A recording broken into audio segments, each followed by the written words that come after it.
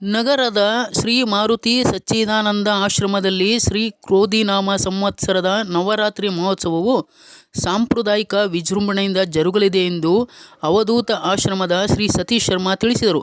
ಪತ್ರಿಕಾಗೋಷ್ಠಿಯಲ್ಲಿ ಮಾತನಾಡಿದ ಅವರು, ಆಶ್ರಮದಲ್ಲಿ ಶರನ್ನವರಾತ್ರಿ ಮಹೋತ್ಸವದ ಪ್ರತಿದಿನವೂ ಆದಿತ್ಯ ಅಂಬಿಕೆ, ಪಂಚಮುಖಿ ಗಣಪತಿ, ಶ್ರೀಕಂಠೇಶ್ವರ ದೇವರು, ಲಕ್ಷ್ಮೀ ನರಸಿಂಹ ದೇವರು ಹಾಗೂ ಪಂಚಮುಖಿ ಆಂಜನೇಯ ದೇವರುಗಳ ಸನ್ನಿಧಿಯಲ್ಲಿ ಫಲ ಪಂಚಾಮೃತ ಅಭಿಷೇಕ, ಗೋಪೂಜೆ, ವಿವಿಧ ಹೋಮಗಳ ಜೊತೆ ಫಲ ಪ್ರಾರ್ಥನೆ, ಗುರು ಗಣಪತಿ ಪೂಜೆ, ಸ್ವಸ್ತಿ ಪುಣ್ಯ ಆವಾಹನ ಪ್ರಾರ್ಥನಾ, ಪರಸ್ಪರ ಅನುಜ್ಞೆ ದ್ವಾದಶ, ನಾಳಿಕೇರೆ ಗಣಯಾಗ, ನವಗ್ರಹ ಹೋಮ, ದುರ್ಗಾ ಹೋಮ, ಇದರ ಜೊತೆಗೆ ವಿವಿಧ ಮಹಿಳಾ ಸಂಘಗಳಿಂದ ನಾಮಕೀರ್ತನೆಗಳು ನಡೆಯುತ್ತವೆ. ದಿನಾಂಕ 3ರಂದು ನವಗ್ರಹ ಹೋಮ, ದುರ್ಗಾ ಹೋಮ, 4ರಂದು ದುರ್ಗಾ ಹೋಮ ಸೌರ ಸೂಕ್ತ ಹೋಮ, 5ರಂದು ಪವಮಾನ ಹೋಮ, ದುರ್ಗಾ ಹೋಮ, 6ರಂದು ರುದ್ರ ಸೂಕ್ತ ಹೋಮ, 7ರಂದು ಲಲಿತಾ ಸಹಸ್ರನಾಮ, 8ರಂದು ಪಂಚ ದುರ್ಗಾ ಹೋಮ, 9ರಂದು ಶ್ರೀ ಸೂಕ್ತ ಹೋಮ, 10ರಂದು ಸರಸ್ವತಿ ಹೋಮ, ಸೂಕ್ತ ಹೋಮ, ಲಕ್ಷ್ಮೀನಾರಾಯಣ ಹೃದಯ ಹೋಮ ನಡೆಯುತ್ತದೆ ಎಂದು ತಿಳಿಸಿದರು. ಈ ಎಲ್ಲ ಕಾರ್ಯಕ್ರಮಗಳಲ್ಲಿಯೂ ಭಕ್ತಾದಿಗಳು ಸಕಾಲಕ್ಕೆ ಆಗಮಿಸಿ ಭಗವಂತನನುಗ್ರಹಕ್ಕೆ ಪಾತ್ರರಾಗಬೇಕೆಂದು ತಿಳಿಸಿದರು. ಶ್ರೀ ಕ್ಷೇತ್ರ ಆಡಳಿತಾಧಿಕಾರಿ ಬಿ.ಎಸ್. ಸೇತುರಾಮ ಮಾತನಾಡಿ, ಮಾರುತಿ ಸಚ್ಚಿದಾನಂದ ಆಶ್ರಮದಲ್ಲಿ ಪ್ರತಿನಿತ್ಯವೂ ನಡೆಯುವ ಪೂಜೆ, ಹೋಮ, ಹವನಾದಿಗಳು, ಆಶ್ರಮದಲ್ಲಿರುವ ನೂತನ ದೇವಾಲಯಗಳ ಬಗ್ಗೆ ಮಾಹಿತಿ ನೀಡಿ, ಅಮರಾವತಿ ಇನ್ನು ಶಾಲಾ ಮಕ್ಕಳಿಗೆ ಶೈಕ್ಷಣಿಕ ಸಹಕಾರವನ್ನು ಸಹ ನೀಡಲಾಗುತ್ತದೆ. ಭಕ್ತರು ದಾನಿಗಳಿಂದ ಸಮಾಜಮುಖಿ ಕಾರ್ಯಗಳು ಆಗಬೇಕು. ಇದಕ್ಕೆ ಎಲ್ಲರೂ ಕೈ ಜೋಡಿಸಬೇಕೆಂದು ಅವರು ಮನವಿ ಮಾಡಿದರು. ಪತ್ರಿಕಾಗೋಷ್ಠಿಯಲ್ಲಿ ನಗರಸಭಾ ಉಪಾಧ್ಯಕ್ಷ ಮನೋಹರ, ಸ್ಥಳೀಯ ನಗರಸಭಾ ಸದಸ್ಯ ಹರೀಶ್, ಹಿರಿಯ ಪತ್ರಕರ್ತ ರಾಮಚಂದ್ರ, ಯುವ ಮುಖಂಡರಾದ ನ್ಯೂಸ್ ಬ್ಯೂರೋ ಶ್ರೀಹರಿಪ್ರಸಾದ್ ಪತ್ರಕರ್ತರು.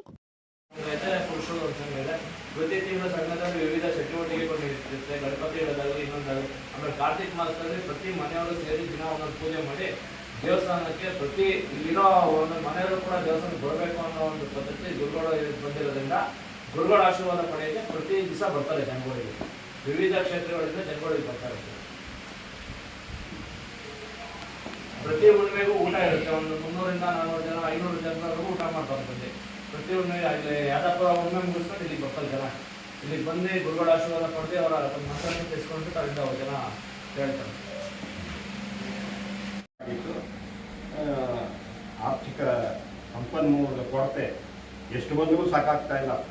ಸಣ್ಣದು ಇಟ್ಟಿಗೆ ಗೋಡೆ ಕಟ್ಟೋದಾಗಿದ್ದರೆ ದೇವಸ್ಥಾನ ಕಟ್ಬಿಡೋದು ಎಂದೋ ಮುಗಿದೋಗಿರೋದು, ಕಲ್ಲಿನ ಕೆಲಸ ಆಗಿರೋದ್ರಿಂದ ತುಂಬ ಖರ್ಚು ವೆಚ್ಚಗಳು ಬರ್ತಿದೆ. ಅದಕ್ಕೆ ಸರಿದೂಗಿಸ್ಕೊಂಡು ಹೋಗ್ತಾ ಇದ್ದೀವಿ. ಮುಂದೆ ಕಲ್ಯಾಣಿ ಕಡ ನಿರ್ಮಾಣ ಆಗುತ್ತೆ ಅಲ್ಲಿ.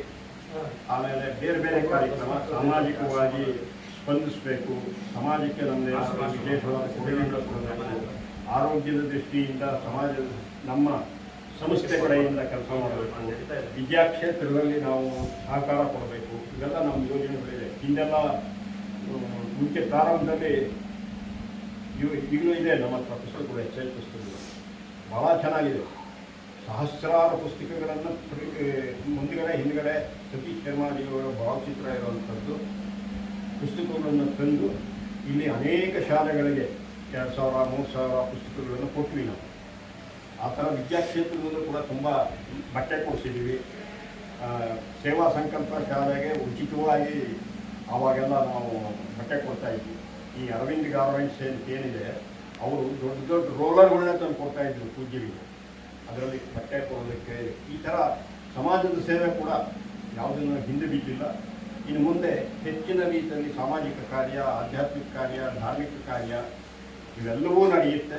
ಮುಂದೆ ಇಲ್ಲಿ ವಿಶೇಷವಾಗಿ ಧಾರ್ಮಿಕ ಪ್ರವಚನಗಳನ್ನು ಏರ್ಪಾಡು ಮಾಡಬೇಕು. ಅಂದರೆ ನಾವು ಯಾರನ್ನು ಬೇಕಾದ್ರೂ ತರಿಸ್ತೀವಿ. ಗುರುವರಿಗೆ ಶಕ್ತಿ ಇದೆ, ಕರೆದ್ರೆ ಬರ್ತಾರೆ. ಜನ ಬರಬೇಕು. ಈಗ ನಾವು ಪಾವಗಡ ಪ್ರಕಾಶರಾವ್ ನೀವು ಕರೆದ್ರೆ 15 ಜನ ಬೆರಳೆಣಿಕೆ ಎಷ್ಟು ಜನ ಬಂದರೂ ಆಗಲ್ಲ. ಅವರ ಒಂದು ಇದನ್ನು ಕೇಳೋದಕ್ಕೆ ಅಂಥವರೇ ಬರಬೇಕು. ಈ ನಾವು ಸದ್ಯಕ್ಕೆ ಗುರುರಾಜ ಕರ್ಜಗಿ ಅಂತೇಳಿ ಬಹಳ ವಿಶೇಷವಾದಂಥ ವ್ಯಕ್ತಿ, ಅವ್ರಿಗೆ ಆಹ್ವಾನ ಕೊಟ್ಟಿದ್ದೀವಿ. ಬರ್ತೀವಿ ಅಂತ ಹೇಳಿದ್ದಾರೆ, ಬರ್ತಾರೆ. ಆದರೆ ಜನಿಗೆ ಗೊತ್ತಿರಬೇಕಲ್ಲ, ಬರಬೇಕು. ಆ ಥರ ದೊಡ್ಡ ದೊಡ್ಡ ವಿದ್ವಾಂಸರುಗಳು, ದೊಡ್ಡ ದೊಡ್ಡ ಮಠಾಧೀಶರುಗಳು ಸಮಾಜದ ಬಗ್ಗೆ ಚಿಂತನೆ ಮಾಡತಕ್ಕಂಥವ್ರನ್ನ ಕರೆಸಿ ಇಲ್ಲಿ ಆ ತರಹದ ಕಾರ್ಯಕ್ರಮಗಳನ್ನು ಎಲ್ಲ ವ್ಯವಸ್ಥೆ ಮಾಡಬೇಕು ಅಂತ ನಾವು ಯೋಚನೆ ಮಾಡಿದ್ದೀವಿ. ಅದಕ್ಕೆ ವಿಶೇಷವಾಗಿ ಪತ್ರಕರ್ತರು ನಿಮ್ಮಗಳೆಲ್ಲರ ಸಹಕಾರ ಈ ಸಂದರ್ಭದಲ್ಲಿ ನಿಮ್ಮೆಲ್ಲರನ್ನ ಈ ಒಂದು ಕಾರ್ಯಕ್ರಮಕ್ಕೆ ಆಹ್ವಾನವನ್ನು ಮಾಡ್ತಾರೆ.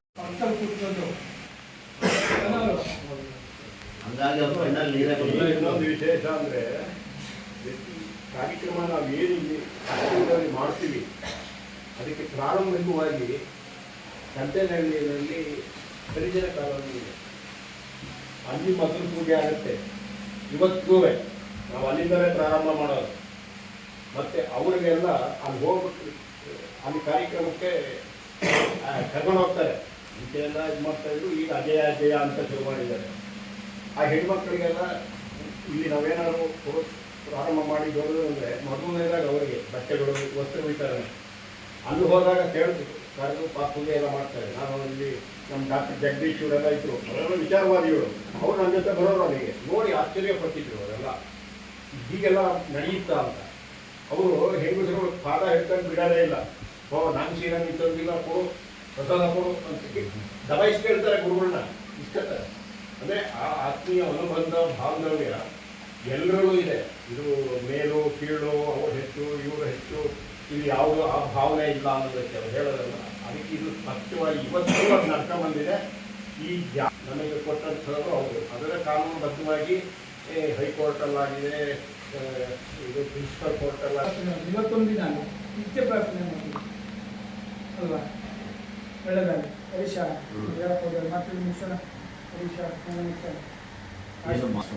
ನರಸಿಂಹಸ್ವಾಮಿ ವಿಷ್ಣು ಸನಾತನ ಕ್ಷೇತ್ರ ವಿದ್ಯಾನಗರ ಹಾಸನ ರಸ್ತೆ ಎಡಭಾಗದಲ್ಲಿ ಸುಮಾರು 3/10/2024ರಿಂದ 11/10/2024 ದಿನಗಳವರೆಗೆ ನವರಾತ್ರಿಯ ಈ ಒಂದು ಕಾರ್ಯಕ್ರಮಗಳು ಸುಸೂತ್ರವಾಗಿ ನಡೆಯೋದಕ್ಕೆ ನಮ್ಮ ಆಶ್ರಮದ ಸತೀಶ್ ಶರ್ಮಾಜಿಯವರ ಒಂದು ಅಧ್ಯಕ್ಷತೆಯಲ್ಲಿ ಮತ್ತು ಇಡೀ ಅರಸೀಕೆರೆ ಕ್ಷೇತ್ರದ ಜನರಾಗೆ ಈ ಒಂದು ಹೋಮ ಹವನ ಮತ್ತು ಈ ಒಂದು ಧಾರ್ಮಿಕ ಕ್ರಿಯೆಯಲ್ಲಿ ಎಲ್ಲರೂ ಪಾಲ್ಗೊಂಡು ಈ ಒಂದು ಕಾರ್ಯಕ್ರಮವನ್ನು ಯಶಸ್ವಿ ಮಾಡಿಸ್ಕೊಡ್ಬೇಕಾಗಿ ಈ ಮೂಲಕ ನಮ್ಮೆಲ್ಲರಲ್ಲಿ ಮನವಿ ಮಾಡಿಕೊಟ್ಟ ಈ ಒಂದು 2 ಪತ್ರಕರ್ತರ ಎಲ್ಲರಿಗೂ ಆತ್ಮೀಯ ಸ್ವಾಗತವನ್ನು ಕೋರಿ ಮಾತು ಎಲ್ಲರಿಗೂ ಧನ್ಯವಾದ.